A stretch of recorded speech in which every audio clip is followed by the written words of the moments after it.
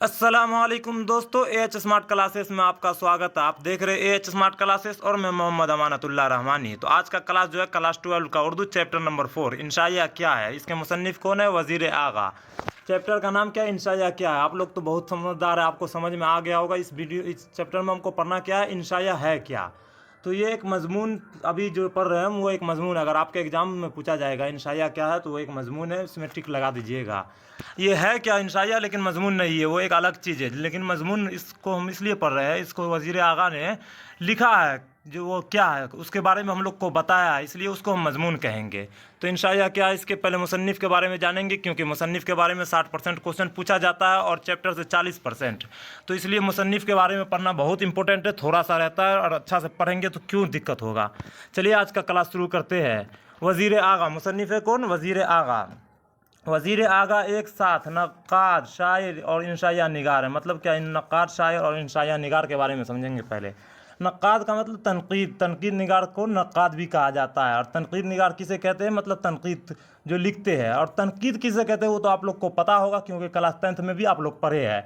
अगर नहीं पता है तो हम बता दे रहे हैं। तनकीद उसको कहते हैं जैसे कोई लिख देते हैं, शायर हो, नज़म हो, उसकी आलोचना करना, मतलब उसकी परख करना, जांच करना, वो मतलब उसमें क्या गलत है क्या सही है, तो उसे हम तनकीद कहते हैं। तो तनकीद को नक्काद भी कहते हैं। तो वज़ीर आगा जो है नक्काद और शायर और इंशाया निगार, मतलब तीनों चीज़ लिखा करते थे। शायरी भी क्या करते थे और इंशाया निगार भी लिखा करते थे। वज़ीर आगा की पैदाइश कब हुई? 1922 ईस्वी में मौजूदा पाकिस्तान के सरगोदा के वज़ीर कोट इलाका में पैदा हुए। तो मतलब क्या, अगर पूछा जाएगा वज़ीर आगा कब पैदा हुए तो 1922 ईस्वी में। और कहाँ हुआ? तो मौजूदा पाकिस्तान, मतलब अभी पाकिस्तान के सरगोदा के वज़ीर कोट इलाका में है। गवर्नमेंट कॉलेज लाहौर से आला तालीम हासिल करने के बाद पंजाब यूनिवर्सिटी से उर्दू अदब में तनज़ व मज़ाह के मौजू पर भी PhD की के लिए तहकीक़ मुकम्मल की। PhD की के लिए तहकीक़ मुकम्मल की। नक्काद की हैसियत से उन्हें सबसे ज़्यादा एतबार हासिल हुआ। नक्काद मतलब क्या है? तनकीद निगार को ही नक्काद भी कहा जाता है, याद रखिएगा। इसलिए हम बार बार रिपीट कर रहे हैं, नक्काद की हैसियत से भी उन्हें सबसे ज़्यादा एतबार हासिल हुआ। और 1947 ईस्वी के बाद उभरने वाले उर्दू के मुमताज़ नाक़ीदीन में इनकी शनाख्त कायम हुई। उर्दू अदब में तनज़ व मज़ाह मतलब हंसी मजाक होता है। तनज़ व मज़ाह, उर्दू शायरी का मिजाज, नज़म जदीद की करवटें, तख्लीकी अमल, तनकीदी और मजलिसी तनकीद और इकबाल। ये क्या है? उर्दू अदब में तनज़ व मज़ाह है, ये वज़ीर आगा की। क्या है? उर्दू शायरी का मिजाज, नज़म जदीद की करवटें, तख्लीकी अमल, तनकीद और मजलिसी तनकीद, इकबाल। और आगे क्या है? तसव्वुरात अक़ल व खुर्द वग़ैरह इनकी एक मौज़ूई किताब है। ये सब तनकीद और एहतिसाब, नए तनाज़र और माने और तनाज़र इनके तनकीदी मज़ामीन के मशहूर मजमूए हैं। ये सब इनके तनकीदी के मजमून मशहूर मजमूए हुए। चलिए आगे पढ़ते हैं। वज़ीर आगा शायरी बिलखुसूस नज़म निगारी के लिए पहचाने जाते हैं। क्या कहा जा रहा है? वज़ीर आगा शायरी बिलखुसूस नज़म निगारी के लिए पहचाने जाते हैं, मतलब शायरी बिलखुसूस नज़म लिखा करते थे। इन्होंने गैर मुरद्दफ़ गज़लें कहने का एक ज़माने में सिलसिला कायम किया। इन्होंने मतलब वज़ीर आगा ने गैर मुरद्दफ़ गज़लें कहने का एक नज़म का सिलसिला भी कायम शुरू किए थे।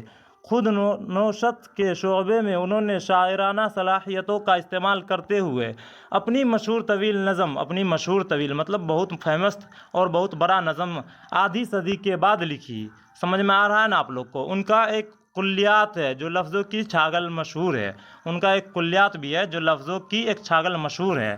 चलिए आगे पढ़ते हैं। वज़ीर आगा मशहूर इंसाया निगार भी है। वज़ीर आगा जो है मशहूर इंसाया निगार भी है। मतलब इंसाया एक अलग चीज़ होता है, हम आपको शुरू में बताया है, आगे भी हम इंसाया चैप्टर में पढ़ेंगे इंसाया किसे कहते हैं। तो इंसाया निगार भी बहुत वो है, मशहूर इंसाया निगार। इत्तेफाक से उर्दू में इंसाया की सिनफ़ी हैसियत के ताल्लुक से काफ़ी मबाहस सामने आए।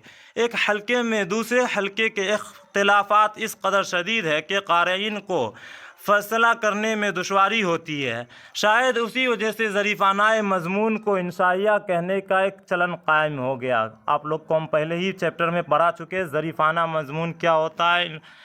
देखिए यहाँ पर है ना, ज़रीफ़ानाए मज़मून तो पहला चैप्टर में बता दिए। अगर आप लोग नहीं देखे तो आप लोग जाइए और देख लीजिए, इसी नज़म को ظریفانہ نظم کو ہی ہم انشائیہ کہنے کا ایک چلن قائم ہو گیا، لیکن وزیر اعلیٰ نے اس موضوع کے مختلف پہلوؤں کو نظر میں رکھ کر انشائیہ کی حد اور دائرہ کا متعین کرنے میں کامیابی حاصل کی۔